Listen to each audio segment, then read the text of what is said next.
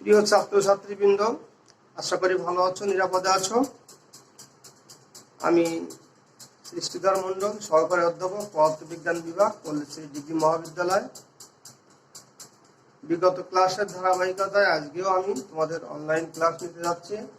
আমার ক্লাস আজকে পদার্থবিজ্ঞান দ্বিতীয় পত্রের ৪র্থ অধ্যায়ের তড়িৎ চৌম্বক ক্রিয়া। আজকে আমাদের আলোচনার বিষয় হচ্ছে লরেন্জ বল।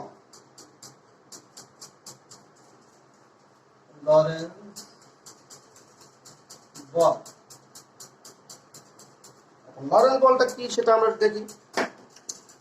লরেন্জ বলটি হলো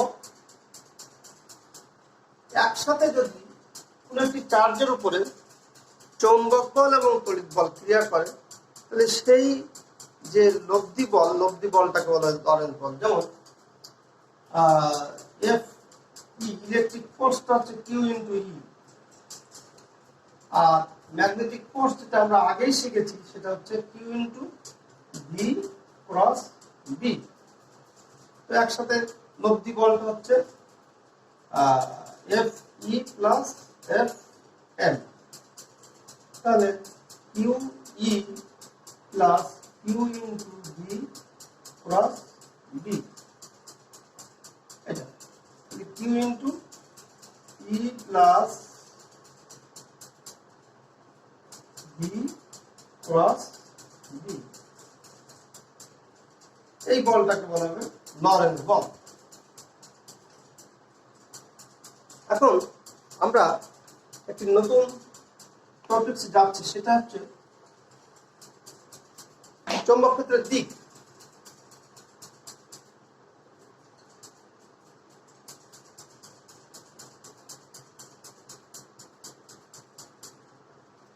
চৌম্বক ক্ষেত্রের দিক নির্দেশক দুটো চিহ্ন আছে, যেমন একটি ক্রস আর একটি ডট। এখন কখন ক্রস দিতে হয় আর কখন ডট দিতে হয় সেটা একটু তোমরা খেয়াল করো। মনে করো একটা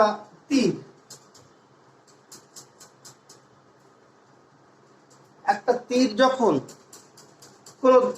মনে করো কোনো বস্তুর ভিতরে যদি প্রবেশ করে, তাহলে দেখা যায় কি, দেখা যায় এর পিছনের এই অংশটি দেখা যায়। তো আমরা ধরে নিচ্ছি সেই অংশটি এরকম দেখতে।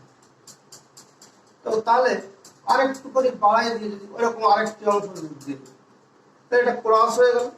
তো ক্রস দিয়ে বুঝতে হবে চৌম্বক ক্ষেত্রটা কোনো তলের সাথে লম্ব বরাবর নিচের দিকে ক্রিয়াশীল।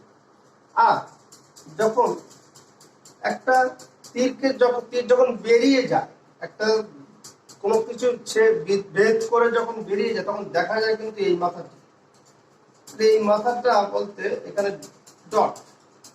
তার অর্থ ক্লিয়ার হচ্ছে যে তীরের মাথা দেখা গেলে বুঝতে হবে যে এই চৌম্বক ক্ষেত্র দিকটা হচ্ছে কাগজের এই যে বোর্ডের হোয়াইট বোর্ডের তলের উলম্ব বরাবর উপরের দিকে। আর ক্রস দিলে বুঝতে হবে যে এই যে চৌম্বক ক্ষেত্রের দিকটা হচ্ছে তোমার মানে হোয়াইট বোর্ডের লম্ব বরাবর নিচের দিকে। তাহলে হোয়াইট বোর্ড যদি ছিদ্র করে দেওয়া হয় এবং একটি শলাকা যদি প্রবেশ করানো হয়, তাহলে যে দিকটা হচ্ছে সেটা হচ্ছে চৌম্বক ক্ষেত্রের দিক। মানে ক্রস আর ডট তোমরা বুঝতে পারবে।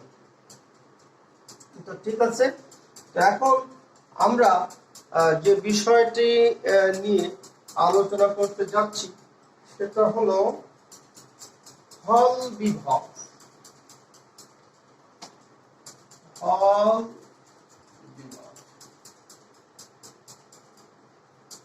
হল বিভব আলোচনার পূর্বে আমি একটি চিত্রের সাহায্যে বিষয়টি পরিষ্কার করতে চাই।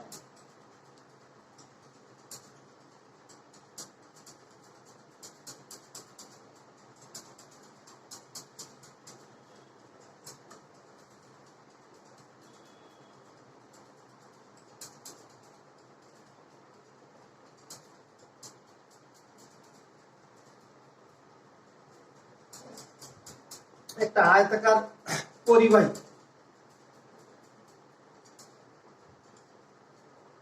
এটা এর চৌম্বক ক্ষেত্রের দিক হচ্ছে এরকম, তড়িৎ প্রবাহ এই দিকে হচ্ছে। মনে করে এটা যদি নেগেটিভ চার্জের দ্বারা তড়িৎ প্রবাহিত হয়, তো নেগেটিভ চার্জটি এই দিকে প্রবাহিত হয়, যেদিকে চার্জের প্রবাহ হয়, নেগেটিভ চার্জ যেদিকে প্রবাহিত হয় তড়িৎ প্রবাহ তার বিপরীত দিকে প্রবাহিত হয়। তো ফলে একটি চৌম্বক বল ক্রিয়া করবে, সেটা হচ্ছে Fm। এই নেগেটিভ চার্জটি এই পাতে চলে যাবে। পরবর্তীতে আমি আরেকটা চিত্র যদি আঁকাই তাহলে দেখতে পাবো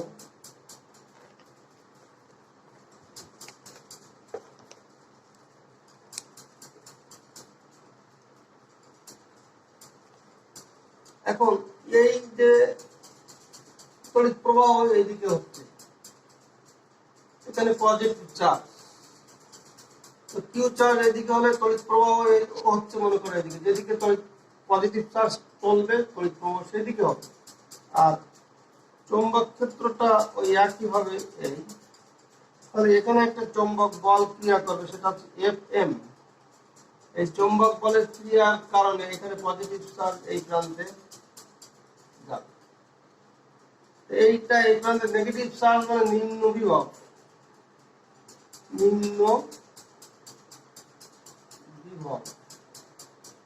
আর নেগেটিভ চার্জ যদি ওই প্রান্তে যায় নিশ্চয়ই স্বাভাবিকভাবে পজিটিভ চার্জ এই প্রান্তে থাকবে, এই প্রান্তের বিভব হচ্ছে উচ্চ বিভব।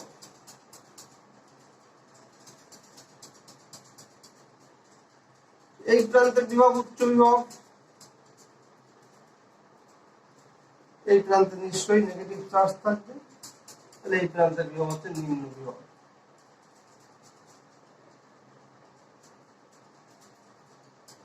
তাহলে দেখা যাচ্ছে এখানে যদি এই দুই প্রান্তের সাথে যদি একটা ভোল্ট মিটার যুক্ত করে দেই তাহলে একটা বিভব পার্থক্যের সৃষ্টি হচ্ছে। ঠিক তদ্রূপ এখানেও তাই, এখানে একটা ভোল্ট মিটার যদি যুক্ত করে দেয় তাহলে এখানে একটা বিভব পার্থক্যের সৃষ্টি হচ্ছে। এই যে বিভব পার্থক্যের সৃষ্টি হচ্ছে এই বিভবটির নাম হচ্ছে হল বিভব। তো এখন আমরা তাহলে হল বিভবের সংজ্ঞাটা দিতে পারি কিভাবে? আচ্ছা, এখানে একটি বিষয় আছে, এই যে চৌম্বক ক্ষেত্রটা কিভাবে আছে। আচ্ছা, ধরে নিচ্ছি একটা বই, ধরে একটা আয়তাকার পরিবাহী। তো এই আয়তাকার পরিবাহী তোমরা একটু খেয়াল করবে, এই আয়তাকার পরিবাহী আমি যেটা আঁকিয়েছি সেটা এরকম। তো যদি আমি সবসময় বলেছি যে চৌম্বক ক্ষেত্রটি থাকবে তর্জনী দিয়ে নির্দেশ করা, এবং বলা হচ্ছে যে এই যে চিহ্ন, এই যে এটা এখানে ডট ক্রস এটা দিলে ভালো হবে, তাহলে বোঝা যাবে যে এটা এইখানে ডাইরেক্ট না, ওই তলা দিয়ে ঢুকছে, মানে এরকম। এই দেখো, তোমরা ক্লিয়ার হচ্ছে কিনা দেখো, এইটা এই যে আমার তর্জনীটা চৌম্বক ক্ষেত্রে এই যে বইয়ের সাথে একেবারে উলম্ব বরাবর নিচের দিকে চলে গেছে। এখানে আমি একটা জিনিস দিয়ে বোঝাতে পারি, ক্রস। এই চৌম্বক ক্ষেত্রের মানটা আমি ক্রস দিলে সবচেয়ে বেটার হবে। ক্রস দিলে তোমরা বুঝবে যে এই চৌম্বক ক্ষেত্রটা নিঃসন্দেহে কাগজের তলে লম্ব বরাবর নিচের দিকে, তাহলে কি দাঁড়াচ্ছে, একেবারে নিচের দিকে, এরকম একটি অবস্থা। আর তাহলে দেখো তড়িৎ প্রবাহ আমার এই মধ্যমা দিয়ে চলছে, তাহলে যে চার্জের দ্বারা তড়িৎ প্রবাহিত হচ্ছে, আমার বলা হচ্ছিল যে একটি গতিশীল চার্জ, এই গতিশীল চার্জের উপরে চৌম্বক বল ক্রিয়া করবে, চৌম্বক বলটা বৃদ্ধাঙ্গুল বরাবর ক্রিয়া করবে, ফ্লেমিং এর বামহস্ত নিয়ম অনুসারে আমরা শিখেছিলাম। তাহলে চৌম্বক বলটি যদি বৃদ্ধাঙ্গুলি বরাবর ক্রিয়া করে, তাহলে বৃদ্ধাঙ্গুলের দিক নির্দেশ করছে উপরের দিকে, তাহলে উপরের দিকে নেগেটিভ চার্জটা উপরের দিকে যাবে। ঠিক তদ্রুপ এখানে দেখো, এখানে পজিটিভ চার্জের দ্বারা তড়িৎ প্রবাহিত হচ্ছে, পজিটিভ চার্জটা উপরের দিকে যাবে। তো সেক্ষেত্রে আমরা দেখব যে এখানে একটি বিভব পার্থক্যের সৃষ্টি হচ্ছে। তাহলে এখন দেখো, তড়িৎবাহী পরিবাহীকে যদি চৌম্বক ক্ষেত্রে স্থাপন করা হয়, লম্বভাবে স্থাপন করা হয়, তাহলে তড়িৎ প্রবাহ এবং চৌম্বক ক্ষেত্রের সাথে লম্বভাবে একটি বিভব পার্থক্যের সৃষ্টি হচ্ছে। সেই বিভব পার্থক্যের নাম হচ্ছে হল বিভব। তো এখন যে হল বিভবের যে মানে সংজ্ঞাটাই বললাম, সেই হল বিভবের রাশিমালা যে রাশিমালা হয়, তো তাহলে আরেকটা জিনিস এখানে হল বিভবের যে সংজ্ঞাটি দিলাম, এখান থেকে একটা জিনিস আমরা বের করি, প্রকৃতি নির্ণয়। কোন চার্জের দ্বারা হল বিভব মানে তড়িৎ প্রবাহিত হচ্ছে সেটা আমরা চার্জের প্রকৃতি নির্ণয়, চার্জের প্রকৃতি নির্ণয় এটা আমরা বের করতে পারি। চার্জের প্রকৃতি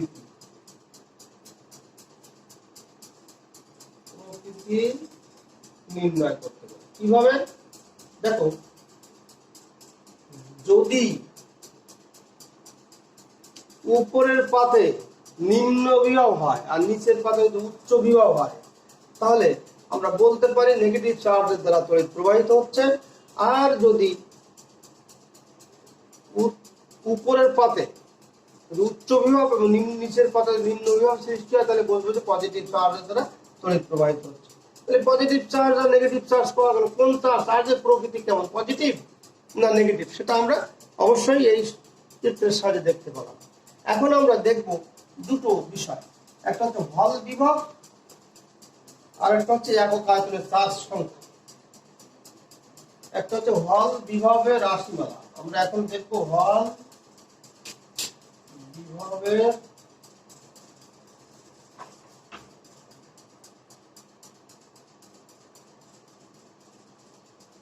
রাশিমালা।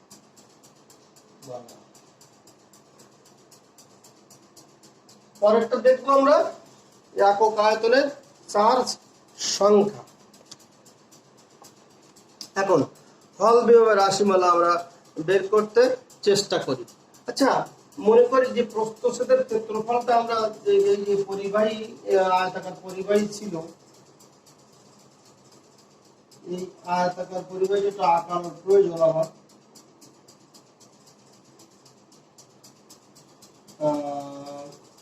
এখানে যে কোনো একটা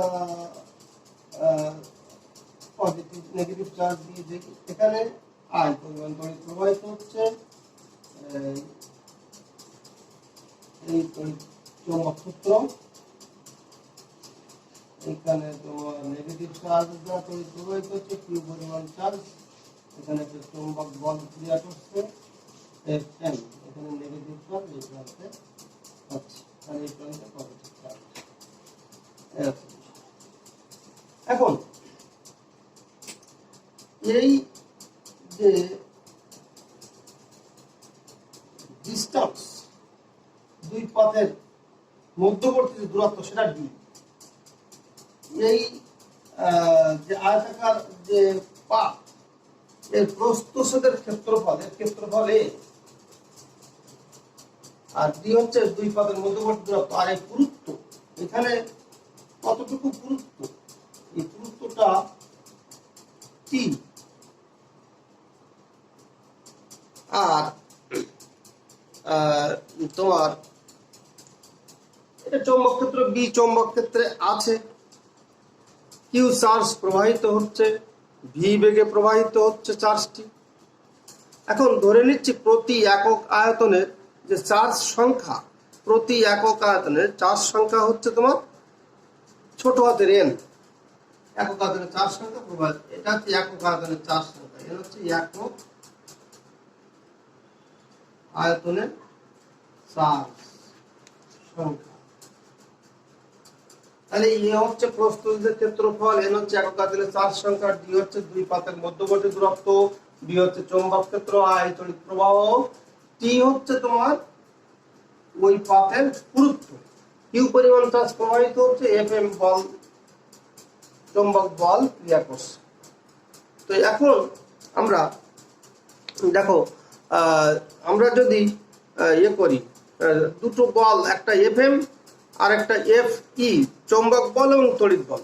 আচ্ছা, আমরা দেখি চৌম্বক বলটি আমরা এফ এমটা কি পেয়েছিলাম, Q V B sine theta, এটা আমরা শিখেছিলাম। এখন যেহেতু এই বি এবং ভি, এই চার্জটি তো ভি বেগে প্রবাহিত হচ্ছে, এই চার্জ ভি বেগে প্রবাহিত হচ্ছে, তাহলে ভির সাথে বি এর কোণ কত, 90 ডিগ্রি নিঃসন্দেহে।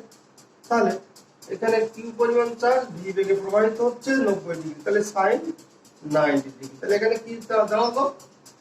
অতএব F M equal to Q V B.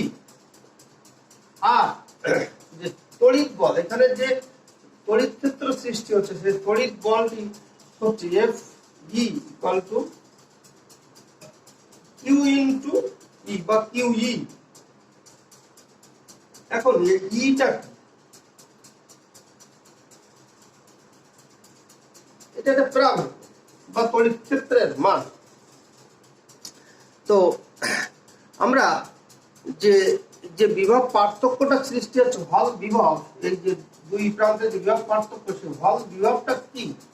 VH equal two E into D.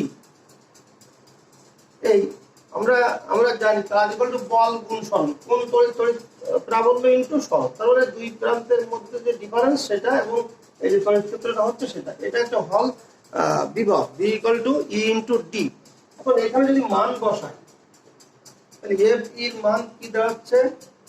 Q into E equal to এখান থেকে বের করে নিয়ে আসি ভিএইচ বাই ডি। তাহলে ভিএইচ বাই ডি এটা আমরা দেখলাম।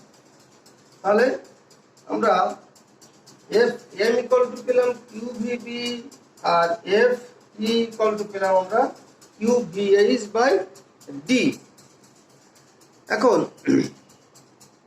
দেখো সাম্যাবস্থায় বা ইকুইলিব্রিয়াম পজিশনে কি হয়? সাম্যাবস্থায় কি হয়? সাম্যাবস্থায়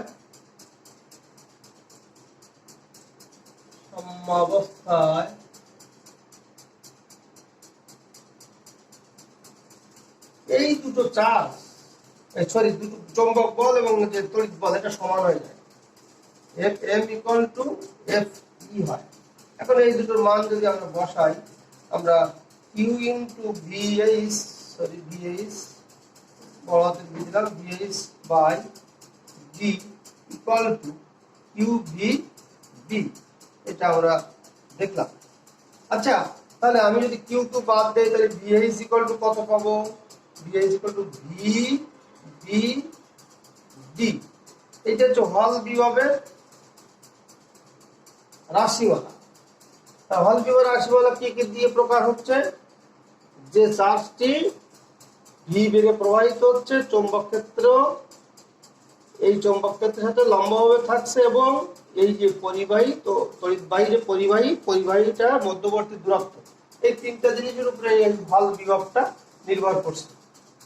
এখন আমরা আরেকটি বিষয় দেখব, যেটা হলো একক আয়তনের চার্জ সংখ্যা। একক আয়তনের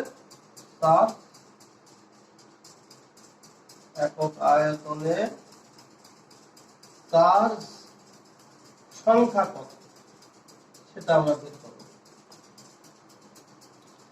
একক আয়তনের চার্জ সংখ্যা বের করতে গেলে আমরা জানি যে তাড়ন বেগের সাথে তড়িৎ প্রবাহের একটি সম্পর্ক আছে, সেটা হচ্ছে জানি আই ইকুয়াল টু, মনে রাখার জন্য সূত্র ছিল নেভি, এরকম একটা বিষয় ছিল।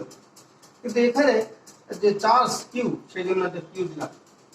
এরকম একটি সূত্র আমি বরাবরই বলে থাকি যে এটা এই ইয়েটা কি, নেভি বলতে এটা এন এ, একক আয়তনের চার্জ সংখ্যা এন এ হচ্ছে ওই পরিবাহী প্রস্থরোধের ক্ষেত্রফল বা ওই পরিবাহীর ক্ষেত্রফল, বি হচ্ছে চার্জের বেগ এবং কি হচ্ছে চার্জের পরিমাণ। এটা হচ্ছে বিষয়। তো এখন যে বেগ, এখান থেকে ভি ইকুয়াল টু কত বের করতে পারি আমরা? V equal to I by N A Q, এইটা আমরা বের করলাম। এখন দেখো আমরা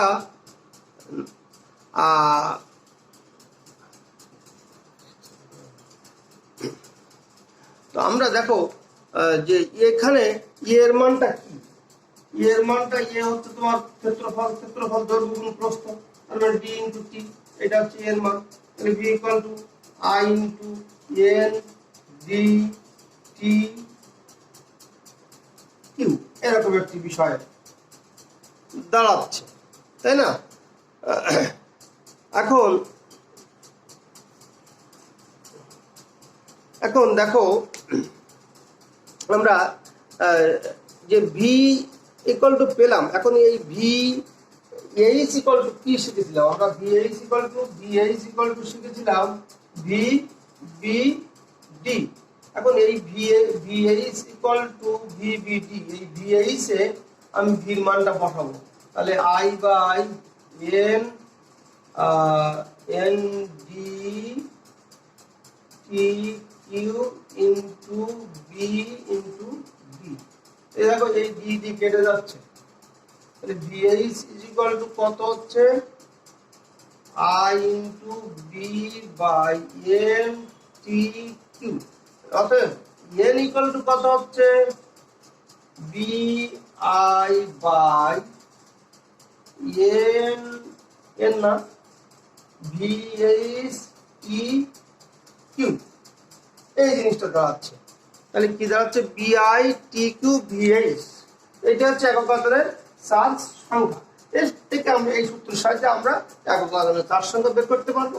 এই সূত্রের সাহায্যে আমরা হল বিভব বের করতে পারবো। আর যদি চার্জের প্রকৃতির কথা বলে তাহলে আমরা পজিটিভ চার্জ যদি হয় তাহলে পজিটিভ চার্জ হলে উপরে উচ্চ বিভব যাবে আর নিচে নিম্ন বিভব, আর নেগেটিভ চার্জ হলে নিচে উপরে নিম্ন বিভব আর নিচে উচ্চ বিভব। এইভাবে আমরা মোটামুটি সমস্যার সমাধান করতে পারি।